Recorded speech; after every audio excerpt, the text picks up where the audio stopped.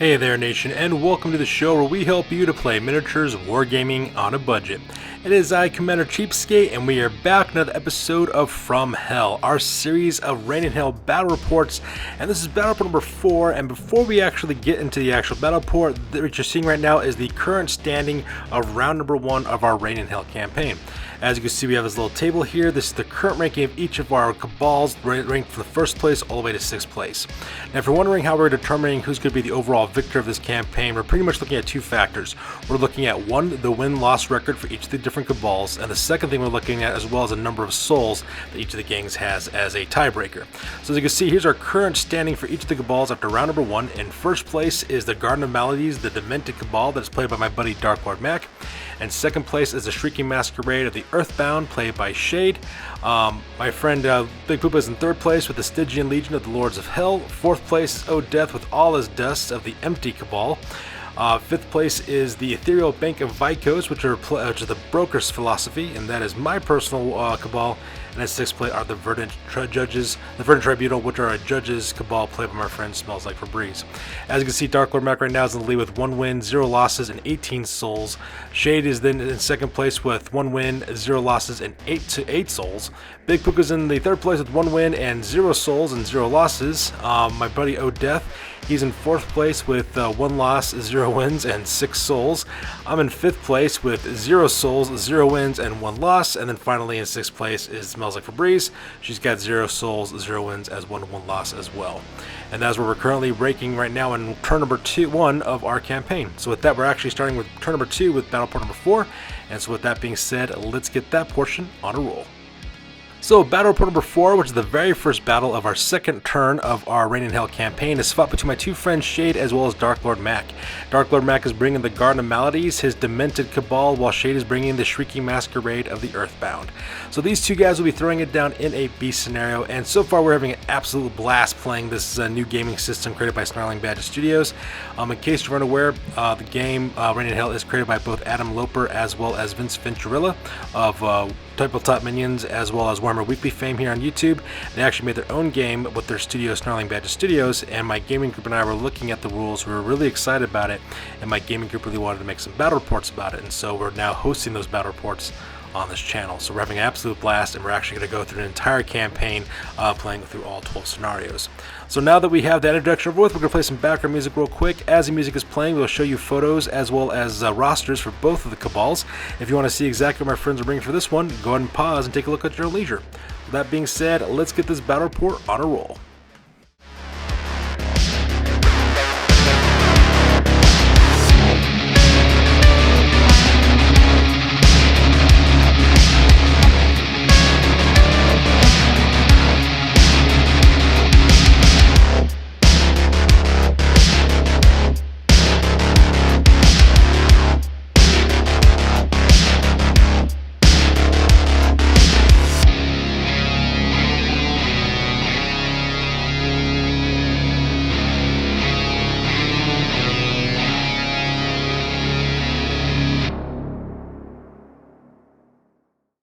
Alright, so the scenario rules for this one is called the Beast, and the setup, players deploy their cabals in a 6x6 inch deployment zone on opposite corners of the battlefield, and in the middle of the table is the Beast. The Beast actually has an 8-inch movement characteristic. It has 40 points of life as well as a combat score of 12, and to control the Beast, you have one of two options. You can either control the Beast or you can try to kill the Beast. To control the Beast, a demon rolls 66, and if at least one of those dice is considered a natural 6, it counts as a success.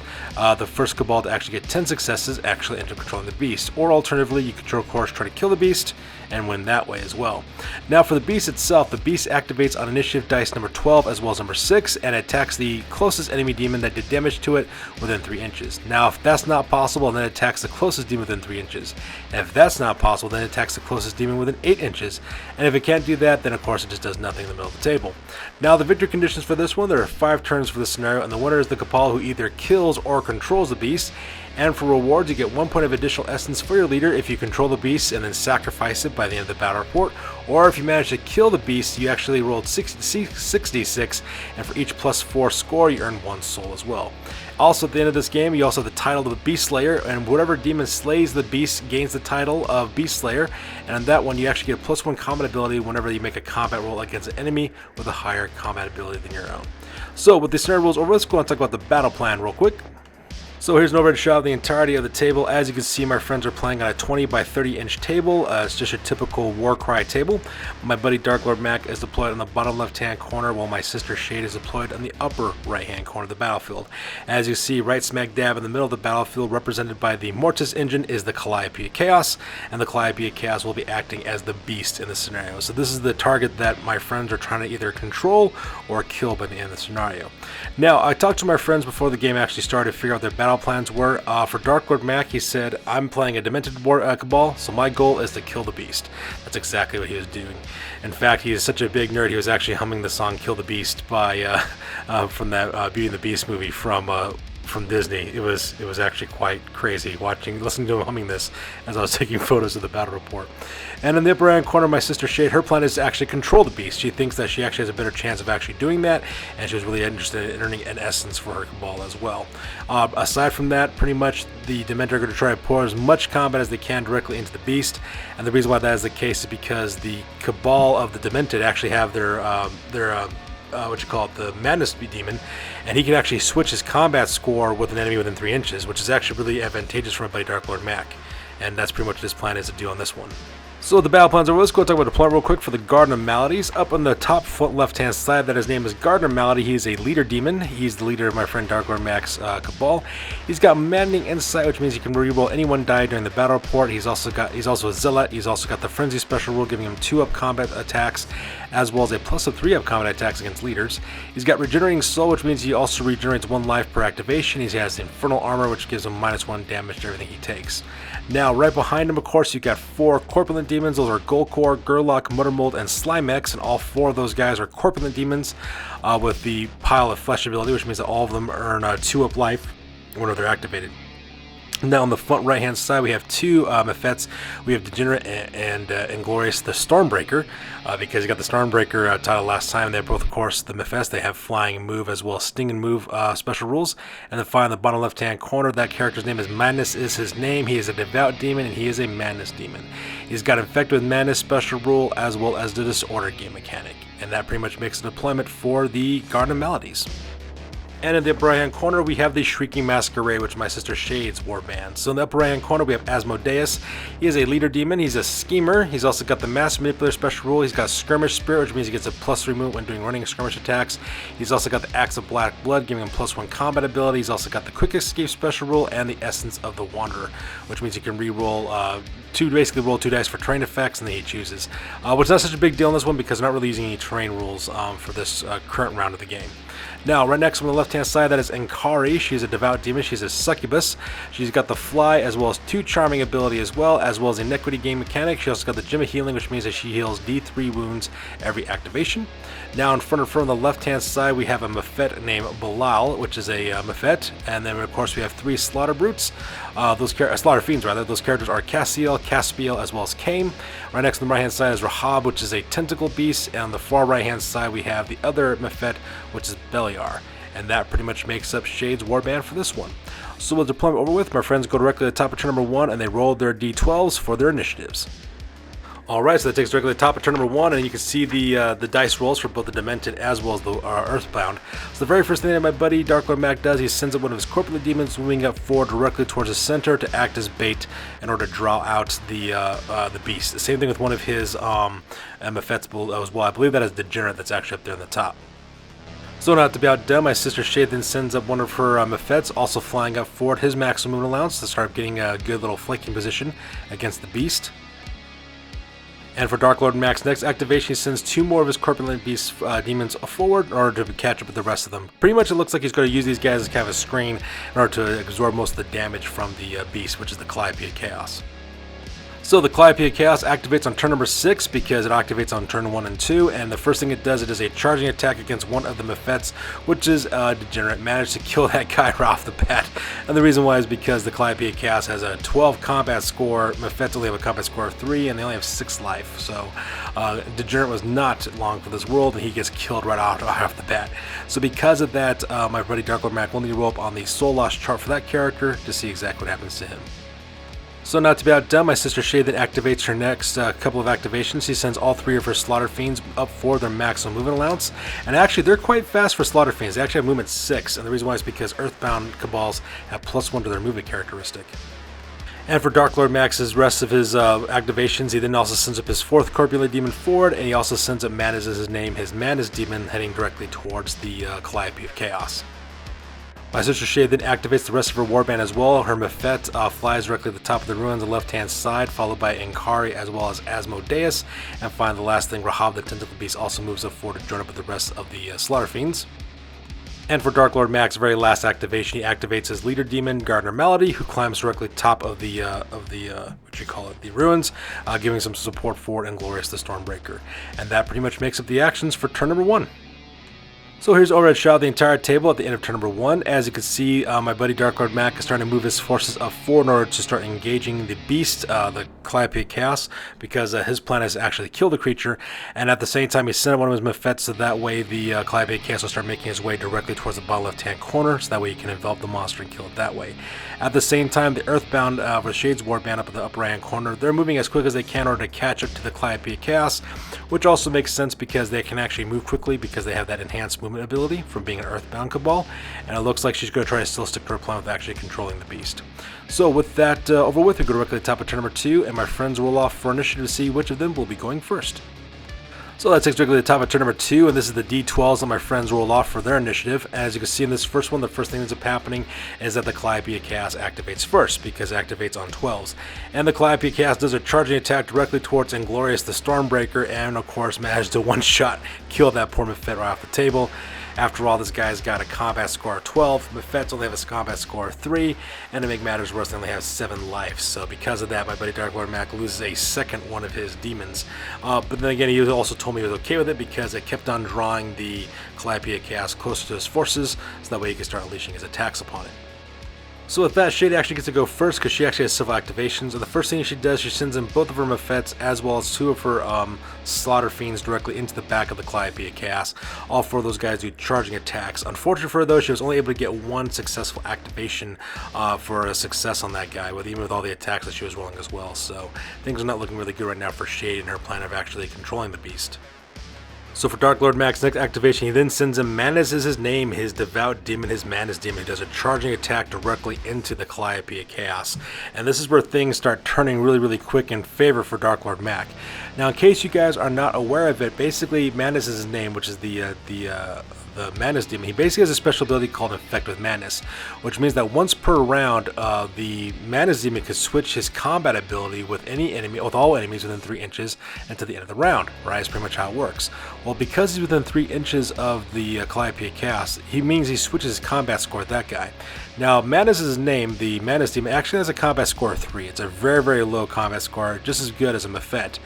But because he has that effective Manus ability, that means he switches out his combat score of 3 with the beast's combat score of 12, which means now that Manus' name has a combat score of 12, and the Calliope of Chaos only has a combat score of 3, which makes a huge difference, especially when it comes to close combat. So because of that, he uses his 13 combat score plus 1 for the charge against the combat score of 3 for the Calliope of Chaos, and he just steamrolls right on top and puts 10 wounds on him right off the bat, which means now that the Calliope of Chaos is already down a quarter of its wounds from just 1 attack from 1 demon, and that could be really devastating, especially if you compare that fact that Dark Lord Mac plans on sending the rest of his warband in there in order to get that happening. So things are looking pretty intense right now for the warband.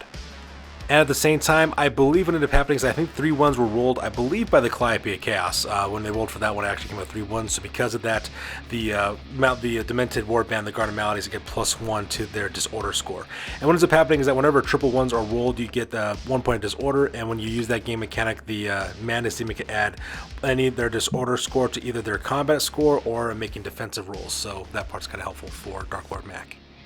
So his next activation, Dark Lord Mac then activates Garden of Maladies, who does a charging attack directly into the Calliope cast. Managed to put 7 wounds on that guy right off the bat. So just like that, the Calliope cast is almost halfway dead. So things are looking very good right now for the Demented Warband. At the same time, another one of the tentacle beasts, Rahab, he actually does a charging attack directly into the Calliope cast, and the reason why is because he's going for the control element as well. So Shade, she rolls her 66, manages to score another successful control point directly onto the Calliope cast. However, it doesn't look like her points are catching up directly to the Calliope cast as much as the damage is being dealt by the Demented Warband. So for the next few activation, Dark Lord Max sends up, of course, his corpulent demons, having them move up as quickly as they can directly to the center of the battlefield, which is actually kind of smart because those corpulent demons have 15 life apiece. Their combat scores are not very good, but whenever Dark Lord Mac, if he should open up with the Effect with Madness ability, it drops the Calliope cast's combat score to 3, which is really easy for the corpulent demons with their combat scores of 4 in order to put some wounds on the beast. So not to be outdone, Shay then sends in a couple more of her demons directly to the right-hand side as well, shifting the movement for Inkari, as well as one of her Slaughter Fiends, as well as for her leader Asmodeus, heading directly to the right-hand flank. Looks like she's going to try to sweep along the right-hand flank of the battlefield in order to engage his name is Madness to stop him from killing the beast. So with that takes directly to the end of turn number 2, and here's an overhead shot of the entirety of the battlefield. As you can see, all the actions pretty much taking place near the middle of the battlefield. You have the Demented Warband, the Garden of Maladies rushing in as quickly as they can or put as much wounds as they can on the Calliope Chaos, and the Madness Demon, Madness is his name, is actually doing a very good job making that happen. At the same time, you can see that my sister Shade is also putting some of her forces in the back of the Calliope Chaos, trying to control the beast, and at the same time, she's also sending her forces, looks like, to the right-hand flank to kind of sweep around and to attack the Garden of Maladies. So with turn number 2 over with, we go directly to the top of turn number 3, and my friends roll their initiative dice to see which of them will be activating first. Alright, so that takes us directly to the top of turn number 3, and these are the initiative dice that my friends roll for their activations. And the first thing that's happening is at the beginning of the turn, the beast gets to go first, so the Calliope Chaos, of course, does a charging attack at the closest demon within 3 inches that put damage on it last, which happens to be Garden of Maladies. And just like that, we have to put 10 wounds directly onto that leader demon, which is absolutely insane because Garden of Maladies only has 13 life, so he's only got 3 life left before he ends up getting killed by the Calliope Chaos. And the reason why is because it's the beginning of a new term, so because of that, the Calliope Chaos does just get his original combat score back because the Madness is his name's Effect with Madness ability only works until the end of the turn. So for Dark Lord Mac's next activation, he then activates Madness's name, his Madness Demon, which once again uses Infected with Madness ability to switch the combat score between it as well as the Calliope Chaos. So the Calliope Chaos ends with a combat score of 3, and at the same time Madness's name ends with a combat score of 12. He does a focus attack with all of his ability, manages to put 11 wounds directly onto the Calliope Chaos, bringing its grand total wound number to 28 wounds. It's more than halfway dead, and most of this damage is actually just being caused by one Madness Demon with them switching out combat scores. So for the next couple of activations, Shay then activates next. She actually activates both for Slaughter Fiends and I believe her Tentacle Beast as well, is what she ends up doing. In the end, she managed to get 6 points on the control scale directly onto the beast.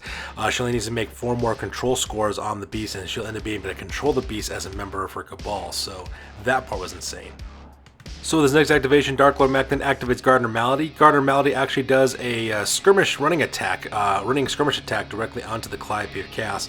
Managed to bring that guy up to 33 wounds. Managed to hit him as well as drop down behind some cover behind the ruins because he's actually not got that much life left on his profile. And as you can see in this photo, not only did Dark Lord Mac manage to put those wounds directly onto the Calliope Chaos, he only managed to also heal up an additional wound as well using his regenerating soul ability. So he got one wound back on him. At the same time, as you can see, he kind of dropped down as well as pulled back a little bit away from the Calliope Chaos, so that way he doesn't worry about getting hit again by that creature. So for his next activation, Dark Lord Mac activates his 2 corpulent demons that do charging attacks directly into the Calliope Chaos, and managed to bring up his total wound tally up to 35 wounds after it's all said and done with the attacks. And the reason why these guys were able to put so many wounds directly into the Calliope Chaos is because the Calliope Chaos is apparently being affected by the Infect with Madness rule that his name Madness is named did to him. So technically speaking, the beast only has a combat score of 3 right now, while those corpulent demons have a combat score of 5 when you include the charge attack. So the beast activates once again because he inactivates on initiative 6, managed to put 1 wound directly onto, I believe it was Golkor, the corpulent demon. Managed to put a wound directly onto him. And then for 2 more of activations for Dark Lord Mac, he then sends in his other 2 corpulent demons, Muttermold as well as Slimex. I believe one of them does a charging attack and the other one does a running skirmish attack, actually moving up 3 inches, hitting him, moving back 1 inch as well. So that part was pretty insane.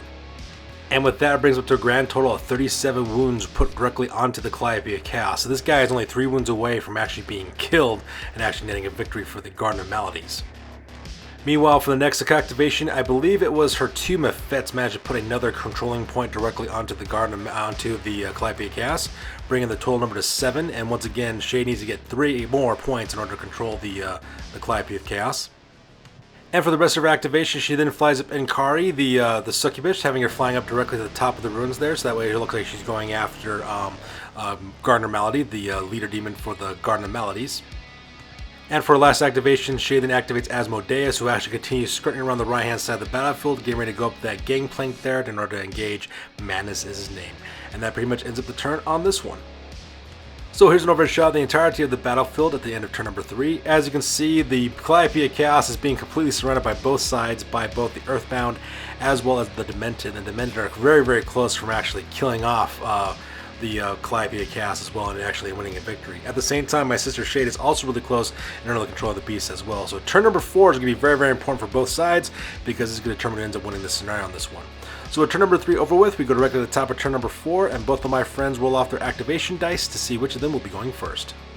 So we go directly to the top of turn number 4, and these were the initiative dice that were rolled by both sides, but before either of them can go, however, the beast activates first. As you can see in this photo, the beast actually puts 10 wounds directly onto Goldcore as well, which is pretty devastating in the attacks, because, you know, combat score of 13 against a combat score of 4, you're going to put some hurting on your opponent.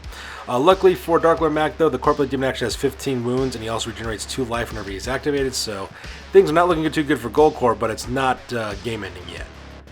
However, all is for naught because Dark Lord Mac goes first, so he activates Madness as his name, and as you can see in this photo, he managed to put the last 3 wounds directly onto the Calliope of Chaos and managed to kill the beast in one fell swoop. And not only did that, he also increased his Madness disorder score up to 4 points because he actually rolled a bunch of 1s throughout the photo. I forgot to take photos of those to actually show what ended up happening from there. But he also managed to get a soul die as well, which ended up being a 5 on the total. And with that, it takes us directly to the end of the game with a victory for the Demented. So once again, the Garden of Maladies won the scenario by killing the Calliope of Chaos, and just like that, netting them their 2nd victory in our Reign for Hell campaign so far. So that being said, ladies and gentlemen, we're going directly to the post-game to talk about both Cabals, because this game is now officially over. Alright, so first of all, we start off with the Shrieking Masquerade. For Soul Loss, none of the members of this Cabal actually got slain in this battle report, so nothing happened there. And during the rewards table, they also rolled up 1 roll on the essence table. In this case, they got the essence table Cursed Touch, which means that once per battle, you can replace 1 combat ability score with a 1 in this case. And I believe he ended up putting that, my sister Shade ended up putting that on her succubus, is what she ended up doing for that one as well. Now for the titles, none of the members of her gang actually earned titles during this point as well. And for advancements, she actually got leveled up for her leader. Asmodeus leveled up to level 1, earning +1 to his combat score. Now for recruitment as well as expedition, she decided not to do any of that during this time period, and her current record now is at 1 win as well as 1 loss. So lastly, we go directly to the Garden of Maladies. For Soul Loss, 2 members of this Cabal did get slain during the battle report. Degenerate actually rolled up a no effect, and actually Inglorious actually rolled up a greater evolution, which means he actually levels up automatically, getting +1 to his movement, so now he has movement 10, making him a very fast Mephet as well. And during the rewards, because he managed to kill the beast, he managed to earn himself 10 souls at the same time. Now for the titles, he actually got 2 titles for this battle report. Slimex, which is one of his corpulent demons. For the last 2 games, he actually managed to put no wounds on anybody, so because of that, he earns the Pacifist title, which means he loses 1 point in his combat score, dropping to combat score 3, but increasing his life points by 2 points, making him have 17 life. So Slimex may not be your herder, but he can survive whatever you throw at him. At the same time, Madness is his name, also earned the title of Beast Slayer, which means that whenever he fights against somebody who's got a higher combat score than him, he gets a +1 combat ability as well. So Madness is his name, the Beast Slayer. It's a mouthful, but that guy is a beast. That's not just, you know, that's not being taken lightly. At the same time, for advancements, the leader of the Cabal, Garden of Maladies, actually leveled up, earning +1 to his combat score as well. Now for recruitment as well as for expeditions, Dark Lord Mac decided not to do any of those at this time period, and his new Cabal's record now is at 2 wins as well as 0 losses. So there you have it, guys. That's the battle report for battle report number 4 of our Reign in Hell campaign. As always, please feel free to like, comment, and or subscribe. Your guys' input is valuable to us as always. Also check us out on Facebook, Instagram, as well as blogger.com for all the latest greatest hobby news related to our channel. That's good for this one, you guys. I'll catch you guys next one. Peace out and stay classy.